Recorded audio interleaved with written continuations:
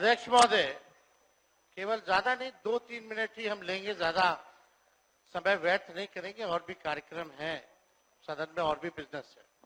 माननीय विजय चौधरी जी यहाँ बैठे हुए हैं।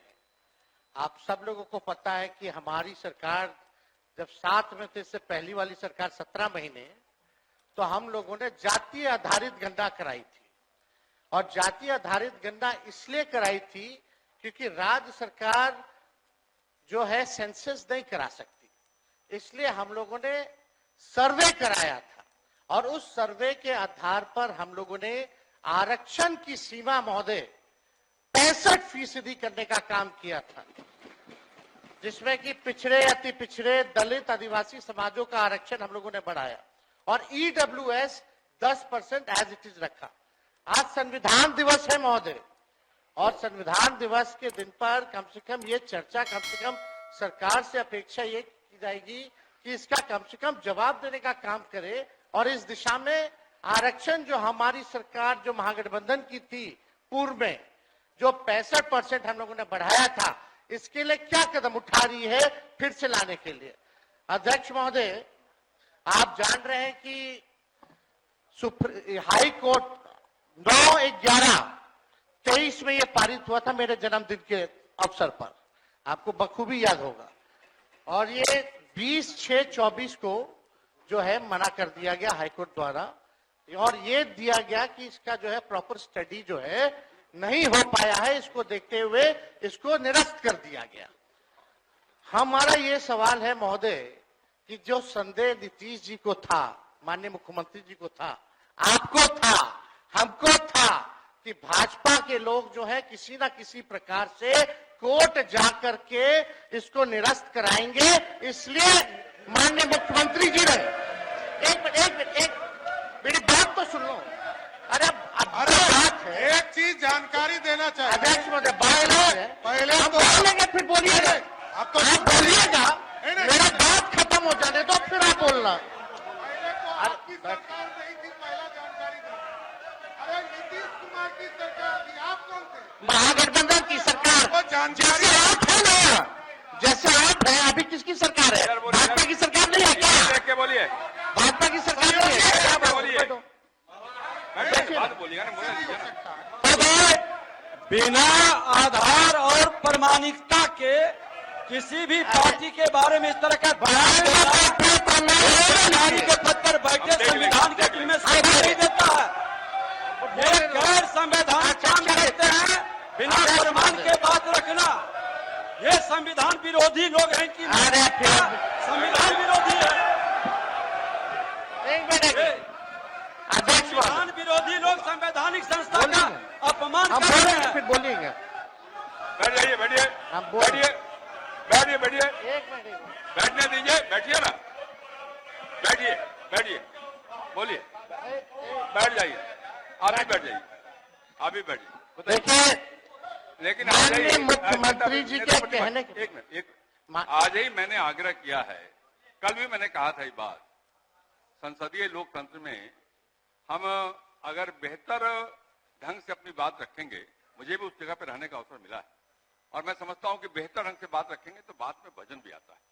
तो सभी से अपेक्षा करता हूं, केवल नीति बात नहीं कर रहा हूं, सबसे अपेक्षा करता हूं अपनी बात रखते समय ठीक ढंग से अगर बात रखेंगे, ढंग से बात रखेंगे आप, तो संविधान का सम्मान भी होगा और आपके विषय में दम भी आएगा। बोलिए। महोदय, समय देश के लिए हम आभारी हैं और हम लोग भी सहयोग कर रहे हैं, लेकिन माननीय मुख्यमंत्री जी जब हम लोगों ने पारित किया 9/11/2023 में, तो एक तय हुआ हमारे मंत्रिमंडल द्वारा कैबिनेट में, माननीय मुख्यमंत्री जी के आदेश पे, कि डर है कि कहीं ये कानून जो हम लोगों ने आरक्षण का लाया है खत्म ना हो जाए। इसके लिए आप सब लोग मिलकर के प्रेस कॉन्फ्रेंस कर लीजिए। और सम्राट चौधरी जी जो आप बोले, उस प्रेस कॉन्फ्रेंस का वीडियो हम आपको भेज देंगे, आप दोनों को। उसमें माननीय चौधरी जी ने क्या कहा था, अशोक चौधरी जी ने क्या कहा था, हमने क्या कहा था, आपको प्रमाण मिल जाएगा। चलिए, दूसरी बात मेरा यह है कि अब तो स्टडी, अब तो सुप्रीम कोर्ट में चल रहा है, अब हम लोग भी सुप्रीम कोर्ट में, आरजेडी भी पार्टी बनी हुई है उसको लेकर के। अब मेरा सवाल यह है कि जो बहालियां हो रही है, जो आरक्षित वर्ग है, उसको नुकसान हो रहा है कि नहीं हो रहा? 16% हो रहा है ना। यह गंभीर मसला है महोदय। पिछड़ों का, अति पिछड़ों का, दलितों का, आदिवासियों का, जो भी आरक्षित वर्ग है, उनका भारी नुकसान हो रहा है। मेरा यही कहना है, अगर सरकार, और देश में ये पहली ऐसी सरकार थी 17 महीनों की जहां जाति आधारित गणना भी हुई और 65% आरक्षण की भी सीमा की गई। पहली बार इतना बड़ा निर्णय हम लोगों ने लिया, उस निर्णय को लागू कराने में क्यों फेल रहे? अब महोदय 2 पॉइंट हम खाली रखना चाहते हैं कि 23 में ये लागू हुआ, 23 में ये लागू हुआ। सुन लीजिए, आप भी बोल। अरे भाई बैठिए ना। अध्यक्ष, अरे भाई कोई विषय नहीं। इसका विषय है ये क्या? विषयों की वो जगह महोदय, प्लीज उस जगह पर नेता प्रतिपक्ष के रूप में हम बैठते थे, यही व्यक्ति बोलने नहीं देते थे। आज खुल करके यही अंतर है। आज नेता प्रतिपक्ष के रूप में इस पर डिबेट कर रहे थे, आप माइक बंद कर दिए। अध्यक्ष महोदय 2 पॉइंट अवगत करा रहे हैं आपको, आप बैठिए। अवगत करा रहे हैं। हम लोग हर तरीके से सदन चलाना चाहते हैं, आप भी डिस्टर्ब कर रहे हैं। तेज जी बोलिए। 2 पॉइंट संक्षेप में कि बताइए। ये 11-23 में, चौधरी जी 11-23 में 9-11-23 को ये लागू हुआ। निरस्त जो है हाईकोर्ट से 20/6/24 में हुआ। हम लोगों की मांग थी कि इसको शेड्यूल 9 में डाल दिया जाए। अगर आप लोग आरक्षण के पक्ष में थे केंद्र सरकार, तो इसको शेड्यूल 9 में क्यों नहीं डाला गया? पहला प्रश्न। दूसरा महोदय कि अभी भी हम लोग इंतजार कर रहे हैं, अभी भी माननीय मुख्यमंत्री जी को मेरे तरफ से रिक्वेस्ट कर दीजिएगा चौधरी जी, और दोनों चौधरी जी कर दे तो ज्यादा भार पड़ जाएगा। तो अगर कर देंगे तो कम से कम ये कह दीजिए, अभी स्टडी नहीं हुआ है, यही रात कोर्ट कहा, तो स्टडी तो ईडब्ल्यूएस का भी नहीं हुआ था जो 10% मिला, उसका कौन सा आधार था? ये तो हम लोगों ने कास्ट बेस्ड सर्वे करा के आरक्षण दिया। तो अभी हम लोगों की यही मांग है कि सरकार अगर इच्छुक है, आप दोनों बलवान लोग बैठे हैं, दोनों दो डिप्टी सीएम हैं, पहले हम अकेले थे तब हुआ था, अब तो 2 है। तो महोदय यही हमारा मांग है, खाली मांग सुन लिया जाए कि इसमें अभी भी स्टडी के लिए एक असेंबली की कमेटी बना दीजिए, एक असेंबली की कमेटी बना दीजिए जो स्टडी कर ले। और अरे भाई आप बैठिए ना प्लीज। अरे सुन नहीं दे रहा, क्या व्यवहार है? डिप्टी सीएम है यार, डिप्टी सीएम जैसा बात कीजिए। बोलने का मौका देते थे, नहीं सभा देता था।